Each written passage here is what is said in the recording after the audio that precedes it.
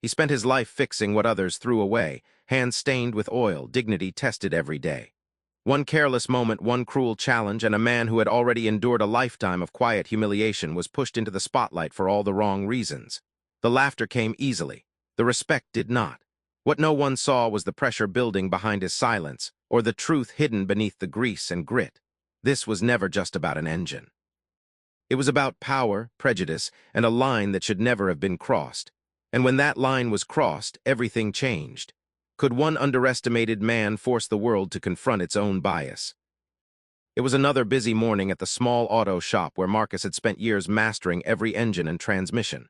Known for his steady hands and quiet confidence, he took pride in leaving every vehicle better than he found it. Life wasn't glamorous, but it was honest, and he liked it that way. Outside the shop, the city buzzed with its usual rhythm, indifferent to who walked its streets. Yet on this day, the ordinary would collide with something extraordinary. A luxury car rolled up, a woman stepped out, and a glance exchanged between them hinted at a test Marcus hadn't asked for, and a challenge no one should have dared to give. The stage was set, and Marcus didn't yet realize how high the stakes would become. Marcus wiped his hands on a rag, finishing the last touches on an engine that had given the shop's usual staff more trouble than expected. The luxury car outside gleamed in the harsh sunlight, its polished surface a stark contrast to the grime under his nails. The woman who stepped out wasn't just a customer. She carried an air of authority, her expensive heels clicking like a countdown to something Marcus couldn't yet name. She circled the car, eyes scanning, lips curled in amusement as she stopped by the hood. "Think you can fix this?" she asked, her voice dripping with casual mockery. Marcus nodded politely, his fingers itching to get started. But then came the words he would never forget. "Fix this engine and maybe I'll consider something else. Marry me if you get it right." The statement hung in the air, sharp and impossible, a challenge soaked in power and prejudice.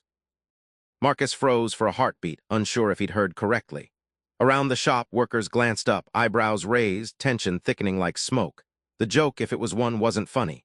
It wasn't just the audacity of it. It was the assumption that he could be belittled, that his skills, his dignity, could be toyed with in such a public, humiliating way. The laughter from her companion, another suited figure leaning against the car, echoed like a countdown. Every wrench Marcus picked up felt heavier than usual. Hands that had fixed engines flawlessly before now trembled, not from fear of the work, but from the weight of being judged unfairly, of having his very humanity questioned. Each turn of the bolt became a silent protest. He would not falter, he would not submit to ridicule. Yet with every passing second, the room seemed smaller, the air thicker, the stakes higher.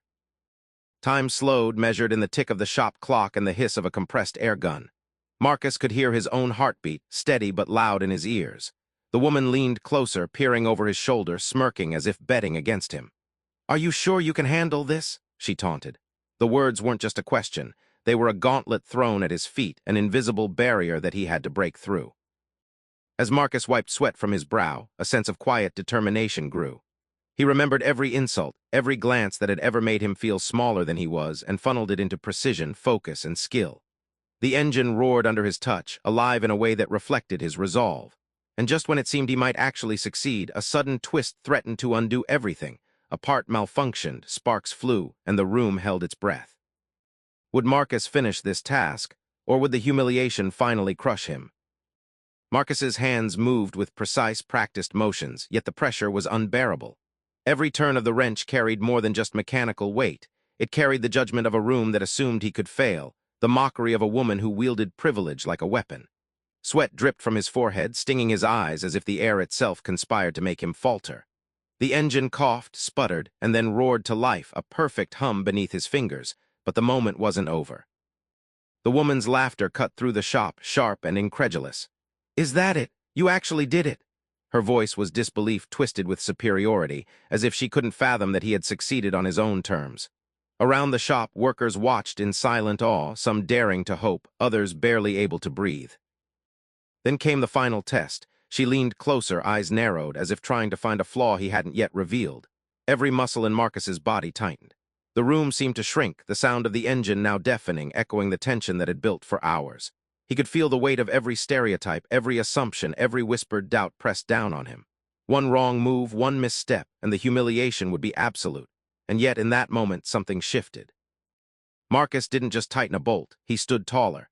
He didn't just finish a job, he reclaimed his dignity. The room seemed to still around him, the noise fading as his focus became a force unto itself.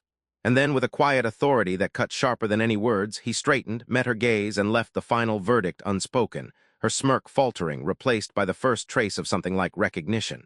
It was the engine that ran flawlessly, yes, but it was more than that. It was a statement, a silent but. Marcus stepped back from the engine, hands still trembling from hours of pressure, sweat, and silent confrontation. The room had shifted. What had begun as mockery and challenge now hung in the air as recognition, quiet and undeniable. He had proved more than skill. He had proven dignity, perseverance, and the courage to stand tall in the face of prejudice.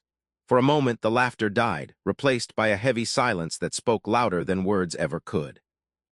As he walked out of the shop, the sun hitting his face felt different, sharper, as if the world itself had acknowledged the quiet reckoning that had just occurred. Yet Marcus knew this wasn't just a personal victory. It was a reflection of a deeper reality, a society that still measures people by skin, status, or stereotype, rather than character or capability. For every person who had doubted him, there were countless others facing similar tests, often with no outcome as just or visible. He didn't need applause, validation, or recognition. What mattered was that he had confronted injustice head-on and refused to be diminished by it. And in that refusal, he left a message that could not be ignored. Talent, integrity, and humanity transcend the narrow confines of prejudice. This story is not just Marcus's. It is a reminder of how easy it is to belittle, underestimate, or dismiss someone because of who they are, and how extraordinary courage can force the world to reckon with its biases. The question remains, how often do we see these moments? And do we have the courage to stand with those being judged unfairly?